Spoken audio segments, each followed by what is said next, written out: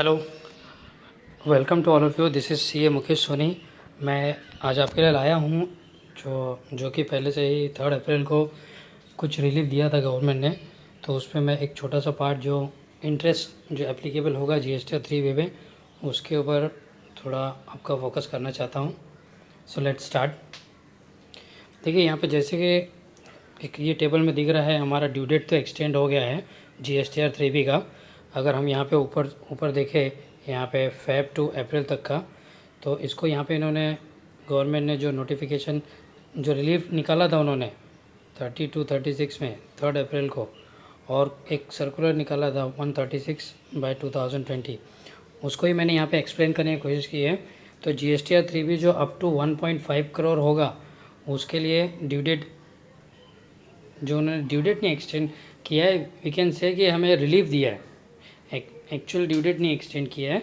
Notification number 30 और 32 को refer करके हम देखेंगे। तो जैसे अप टू 1.5 करोड़ फरवरी का 30 जून तक हो गया था, और मार्च का 3 जुलाई, अप्रैल का 6 जुलाई। ओके, ये 3 महीने का रिलीफ दिया गया था। और फॉर 1.5 करोड़ से लेके 5 करोड़ तक का हमें इसके आगे थोड़ा सा, जैसे हमें 30 है फेब का, तो 29 है, और फेब और मार्च का, और अप्रैल का 30 जून 2020। तो ये हम लोग देखने जाए तो हमें इंटरेस्ट का रिलीफ, ये जो मेंशन डेट है यहाँ तक मिला है अप टू 5 करोड़। यहाँ पे मैं आपका फोकस लाना चाहता हूँ कि अगर 5 करोड़ के नीचे टर्नओवर है तो रिलीफ ये सब डेट पे हमें मिला है, इंटरेस्ट में भी और लेट फे में भी। मगर अगर अपना टर्नओवर 5 करोड़ से ऊपर है तो हमें थोड़ा इस नोटिफिकेशन को ध्यान से देखने की ज़रूरत है। क्योंकि अगर मैं फरवरी की बात करूँ तो फरवरी का जो ड्यू डेट आता था 20 मार्च आता था। ओके, तो 20 मार्च का अगर हम लोग ड्यू डेट के अंदर में फ़ाइल कर देते थे 15 दिन के अंदर, तो कोई इंटरेस्ट नहीं लगता था। मगर 15 दिन के बाद से लेके 24 जून, क्योंकि मार्च का जो ड्यू डेट था हम लोग का 5 करोड़ का ऊपर का, उसका सबका ड्यू डेट हो गया 24 जून 2020। फेब, मार्च, अप्रैल, ये तीनों महीने का। ओके, ये जो नोटिफिकेशन के अंदर बताया गया था, ये तीनों महीने का 24 जून 2020 हो गया है। अभी देखो, ऊपर वाले केसेस में हमें कहीं पे भी इंटरेस्ट और लेट फी नहीं लगता है अगर हम 15-20 दिन भी लेट करते हैं, लेट से मार्च का। मगर यहाँ पे देखने का 5 करोड़ में देखने वाली बात है कि सिर्फ 15 दिन तक ही 0% इंटरेस्ट है। ओके, इसका मतलब 16वें दिन से कोई भी मंथ का जो रेगुलर ड्यू डेट था वो ड्यू डेट को क्रॉस करता है, तो इसमें 16वें दिन से हमें इंटरेस्ट लगेगा half of what ever is applicable earlier, मतलब 9%। ओके, तो सेम मार्च का भी है और अप्रैल का भी है। 15 दिन जैसे क्रॉस होते हैं हमें 9% इंटरेस्ट लगेगा, जो भी हमें टैक्स पेएबल आएगा। ओके, ड्यू डेट जो रेगुलर ड्यू डेट था उसके बाद से। अगर हम 25 जून के बाद फाइल करते हैं, क्योंकि देखो ये 3 महीने जो है ना, अप्रैल, मई, फेब, मार्च और अप्रैल, ये तीनों का ड्यू डेट 24 जून है। अगर ये तीनों महीने के रिटर्न हम लोग 24 जून तक भी नहीं फाइल कर पाए तो इसके ऊपर हमें फुल इंटरेस्ट लगेगा 18% पर एनम। ठीक है, तो ये प्लीज़ सब लोग नोट डाउन करें, और अपना जो भी 5 करोड़ के ऊपर टर्नओवर है उसको कोशिश करें कि विदिन 15 डेज़ के अंदर जीएसटीआर 3B फाइल कर दे। दो अभी लॉकडाउन में थोड़ा सिचुएशन ऐसा है कि डेटा ही नहीं मिलेगा तो रिटर्न कैसे फाइल होगा। तो हो सकता है गवर्नमेंट और रिलीफ लेके आए, क्योंकि अगर 3 मई तक लॉकडाउन नहीं हटाते हैं तो ये डेट भी एक्सटेंड होने के चांसेस है। ओके, तो यहाँ पे मैंने ना एग्जांपल, जैसे मैं यहाँ पे जो आपको एक्सप्लेन करना चाहता था ना 5 करोड़ के केस में, इसको मैंने एक एग्जांपल के थ्रू आपको समझाने की कोशिश की है। देखो यहाँ पे मैं यहाँ पे एग्जांपल दिख रहा हूँ, how to calculate interest in case of late payment of GST for Feb, March, April 2020 for tax payer having turnover in previous year in excess of 5 crore rupees. Okay, तो यहाँ पे मैंने एग्जांपल लिया है। लेट से हम लोग मार्च के रिटर्न की बात करते हैं, मार्च 2020 का रिटर्न जिसका ओरिजिनल ड्यू डेट 20 अप्रैल 2020 होता है।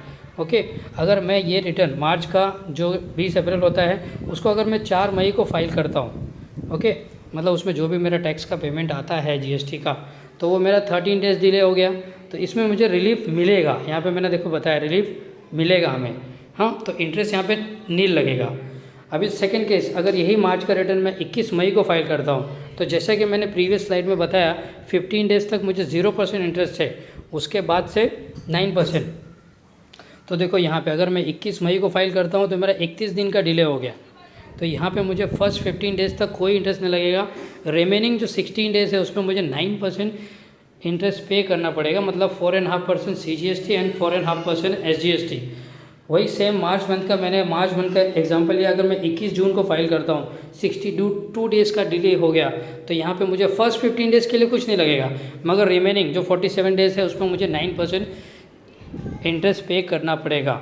थर्ड एग्जांपल मैंने लिया है 30 जून। अभी देखो लास्ट स्लाइड में हमारा जो ड्यू डेट है वो 24 जून है। ओके, अगर मैं इसको देखता हूँ, मैं 30 जून को फाइल करता हूँ मार्च मंथ का रिटर्न, जिसका ड्यू डेट 24 जून था, अब मैं उसको फाइल कर रहा हूँ 30 जून को, तो यहाँ पे मुझे जो 15 दिन का बेनिफिट था वो नहीं मिलेगा। ओके, 15 दिन का बेनिफिट नहीं मिलेगा, और मुझे जो भी मेरा टैक्स ड्यू होता है, जो ओरिजिनली 20 अप्रैल को ड्यू हो रहा था, उसके पर मुझे फुल रेट पे 18% से इंटरेस्ट पे करना पड़ेगा। ओके, तो यहाँ पे मैं आपका फोकस थोड़ा दिखाना चाहता था कि अगर किसी का टर्नओवर 5 करोड़ के ऊपर है तो उसका विदिन 15 डेज फाइल कर दो, अदरवाइज़ उसको 9% तो इंटरेस्ट लगेगा। और अगर गलती से भी जैसे फरवरी, मार्च, अप्रैल कोई भी रिटर्न 24 जून के बाद फाइल होता है तो उस पर फुल इंटरेस्ट लग जाएगा। ओके, फिर उसके बाद GST 1 में जो 1.5 करोड़ थे जैन टू मार्च, मतलब ये क्वार्टरली रिटर्न जिसका 30 अप्रैल था वो 30 जून कर दिया गया है। और 1.5 करोड़ से ज़्यादा जो है मार्च से मई तक मई तक का जो था, जो monthly 11th of next month होता है ड्यू डेट, वो सबका 30 जून कर दिया यहाँ पे, मतलब मार्च, अप्रैल, मई तीनों का। ओके, उसके बाद यहाँ पर टैक्स पर हैविंग, ये तो मैंने एक्सप्लेन कर दिया आपको। Also note that no relief if return is not filed within relief period. फिर इसके बाद यहाँ पे उन्होंने मई महीने का सेपरेट दिया, जो हम लोग पहले रिलीफ देखा वो फेब, मार्च, अप्रैल मंथ का था, और यहाँ पे मई महीने का सेपरेट उन्होंने नोटिफिकेशन नंबर 36/2020 के थ्रू बताया है। तो इसका जो भी, इसको 3 कैटेगरी में किया गया है, South India up to 5 crore, North India up to 5 crore and more than 5 crore, मतलब जिसका 20th मोर देन 5 करोड़ जिसका 20th जून आता है, मई का 20th जून आता है, उसको 27 जून का दिया। यहाँ पे बहुत बड़ा रिलीफ नहीं दिया है, सिर्फ 7 दिन का रिलीफ दिया है। ओके, और अप टू 5 करोड़ अगर साउथ में है, साउथ इंडिया, मतलब नीचे यहाँ पे मेंशन किए गए स्टेट्स के नाम, साउथ में क्या आ रहा है, नॉर्थ में क्या आ रहा है।